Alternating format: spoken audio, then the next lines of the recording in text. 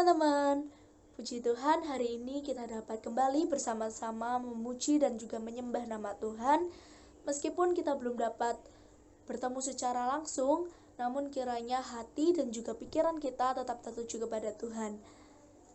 Sebelum kita akan mendengarkan kebenaran firman Tuhan, mari kita angkat satu pujian Bapa yang kekal.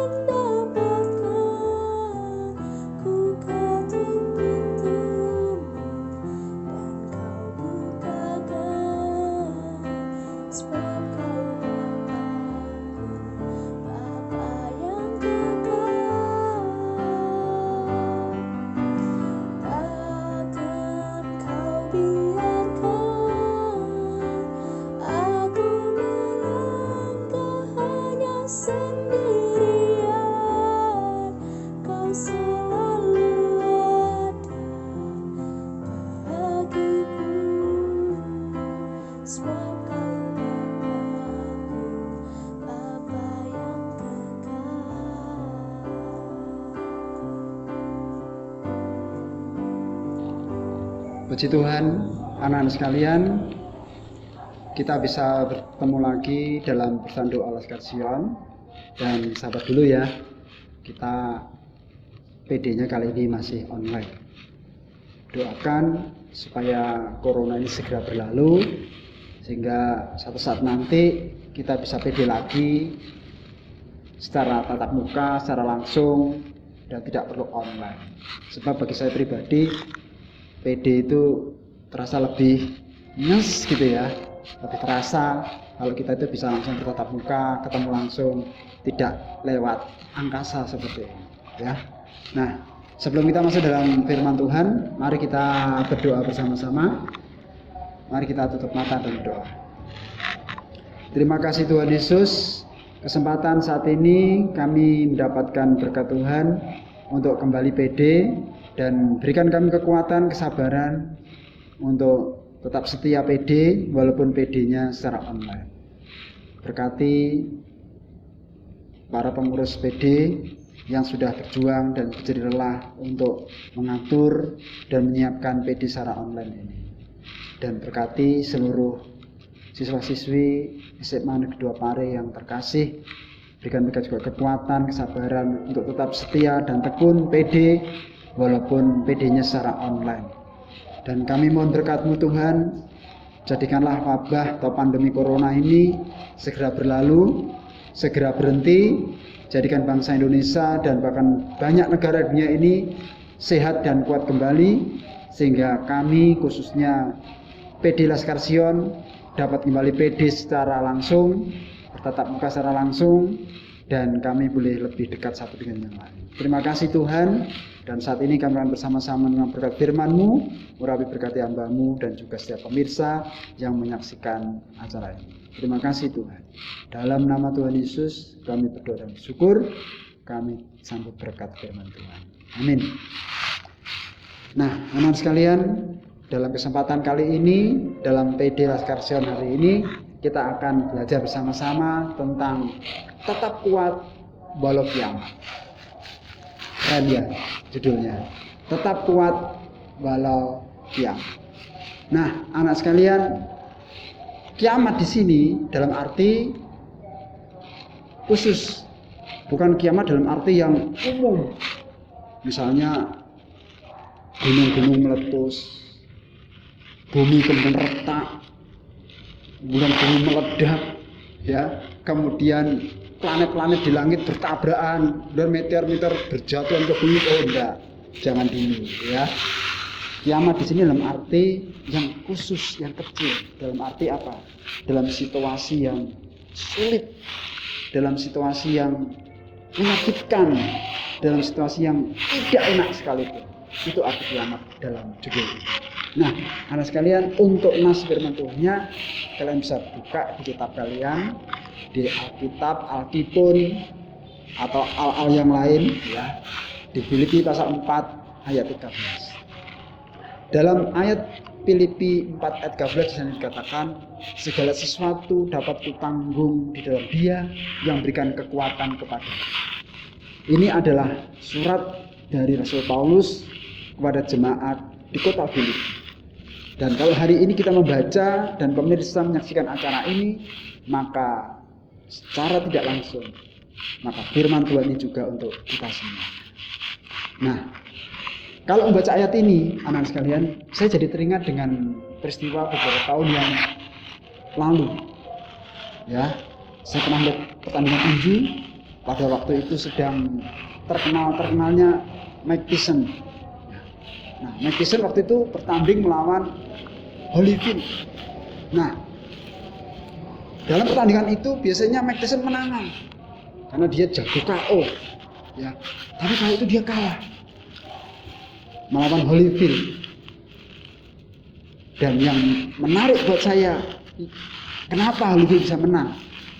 Mungkin ya, salah satunya karena di tubuhnya Holyfield itu ada tato, dan tatonya itu berbunyi apa? Filipi 4 ayat 13. Segala sesuatu dapat kutanggung di dalam Dia yang berikan kekuatan kepada. Mungkin bagi Holyfield, karena di dalam dirinya ada Tuhan, di dalam dirinya ada kuasa Tuhan, jadi pukulannya Holyfield ini ke Tyson yang biasanya nggak kena, ini bisa kena.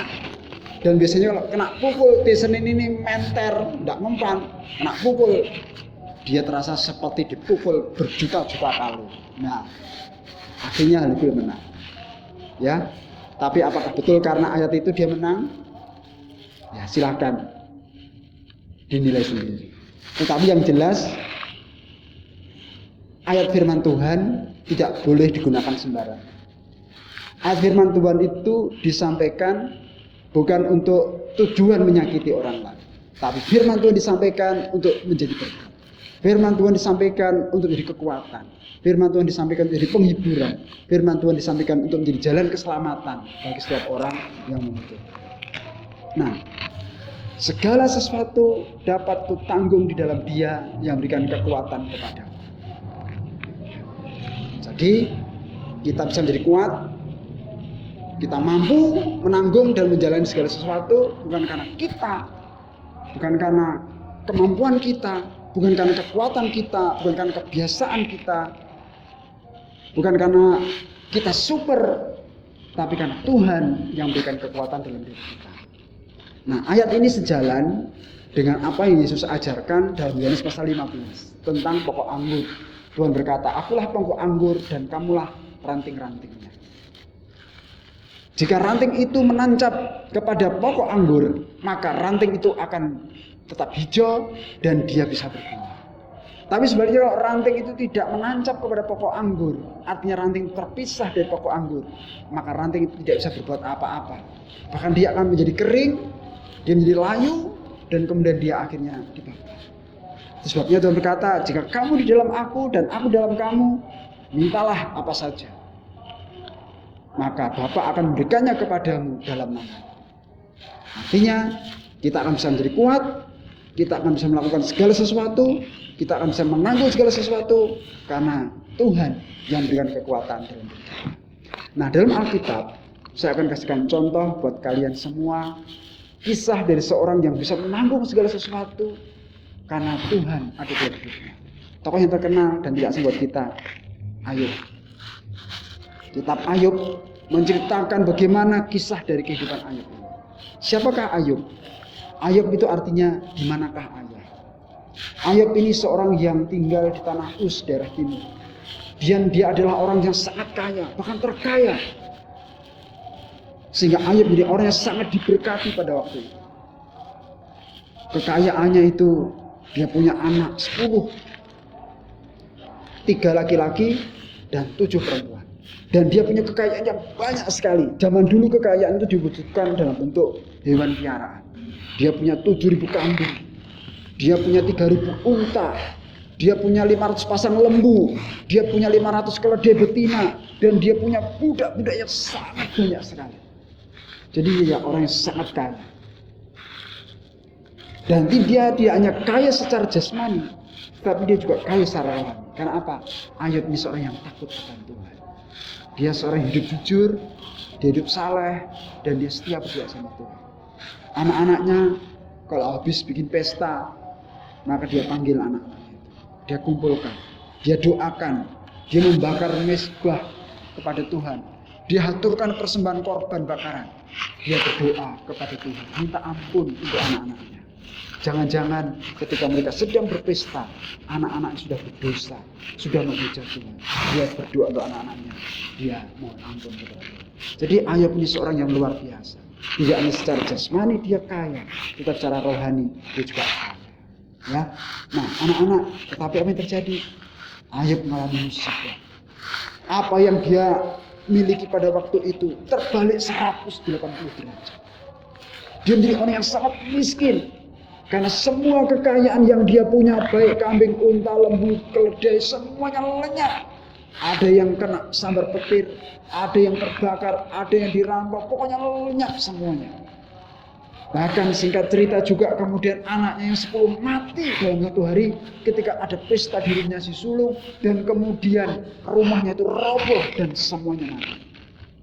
Tinggal 1 orang yang hidup yaitu membantunya. Itu sebabnya dia bisa lari dan memberitahukan kepada Ayub. Ya sudah, sampai begitu banyak penderitaan yang Ayub alami anak sekalian. Masih ditambah lagi dengan penderitaan yaitu kena penyakit bisul bernama. Dari ujung rambut sampai telapak kakinya penuh dengan barah, penuh dengan borok yang sangat bau dan sangat pedih serta menyakitkan. Saking pedihnya Ayub menanggung penyakit ini anak-anak.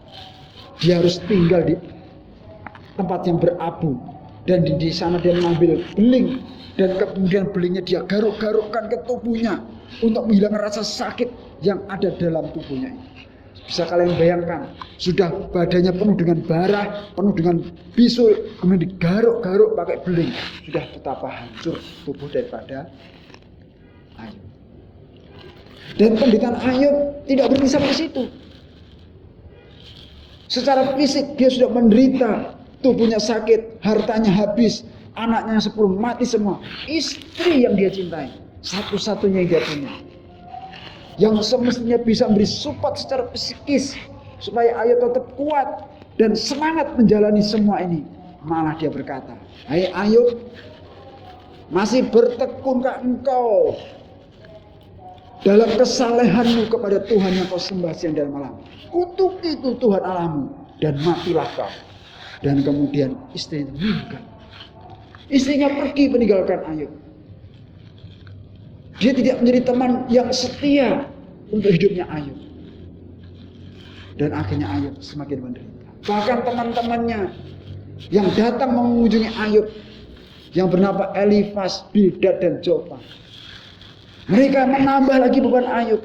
Karena mereka mengatakan bahwa Ayub menerima semua itu karena Ayub sudah berdosa sama Tuhan.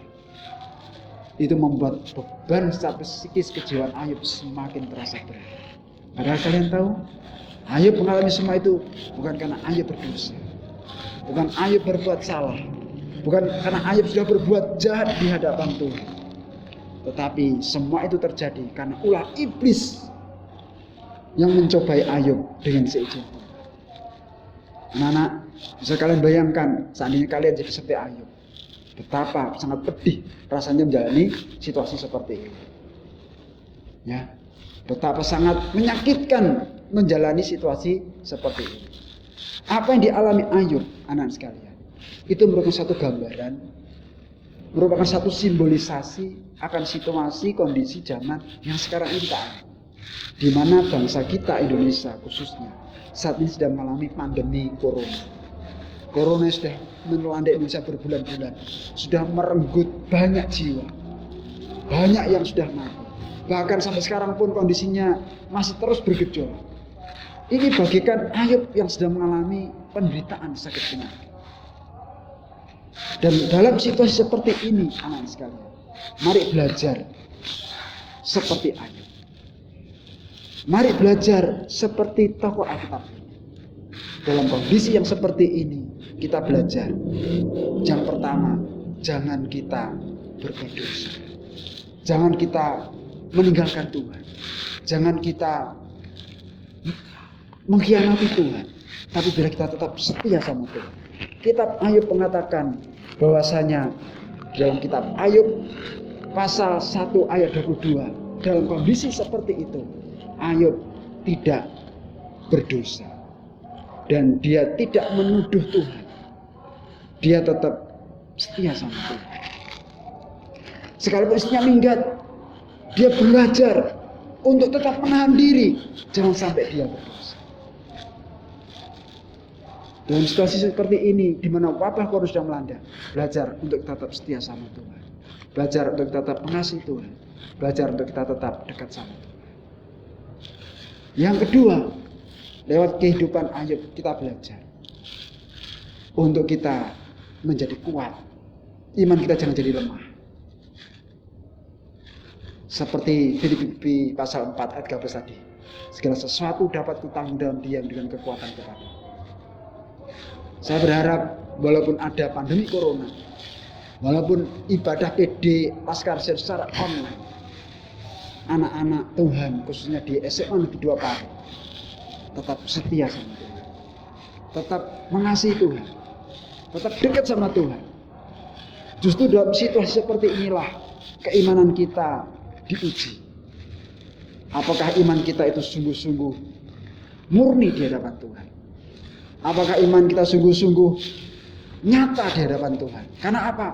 Karena dengan secara online ini mendorong kita untuk mengasihi Tuhan, setia sama Tuhan secara mandiri. Tidak terpengaruh dan tidak tergantung orang yang lain. Nah, anak sekalian, jadilah tetap kuat walaupun apapun yang terjadi. Mari kita menjadi tetap kuat, bukan karena kita hebat, tapi karena Tuhan yang ada dalam diri kita. Tuhan Yesus memberkati. Puji Tuhan, kita telah selesai mendengarkan kebenaran firman Tuhan, dan kiranya firman Tuhan yang telah disampaikan dapat menjadi rema buat kehidupan kita. Untuk menutup ibadah kita hari ini, doa penutup saya serahkan kepada Pak Teguh. Mari kita bersama-sama berdoa untuk mengucap syukur dan mengakhiri renungan firman Tuhan hari ini. Bapa di surga, terima kasih untuk firman-Mu. Kami berterima kasih untuk apa yang Kau ajarkan pada kami. Jadikan kami Tuhan tetap kuat dalam situasi apapun, dalam kondisi apapun. Jadikan kami seperti Ayub yang tetap kuat dalam menanggung segala beban, penderitaan, kesulitan, sakit penyakit. Dan jadikan kami tetap setia dan mengasihi Tuhan sampai selamanya. Terima kasih Tuhan. Memberkati setiap pemirsa yang sudah mendengar, menyaksikan dan menerima firman Tuhan ini. Memberkati pengurus PD Laskar Sion. Tuhan Yesus memberkati kami semua. Terima kasih Tuhan. Dalam nama Tuhan Yesus kami berdoa dan mengucap syukur. Amin. Ibadah online pada hari ini telah selesai. Terima kasih untuk semua yang sudah mengikuti. Tuhan Yesus memberkati. Shalom.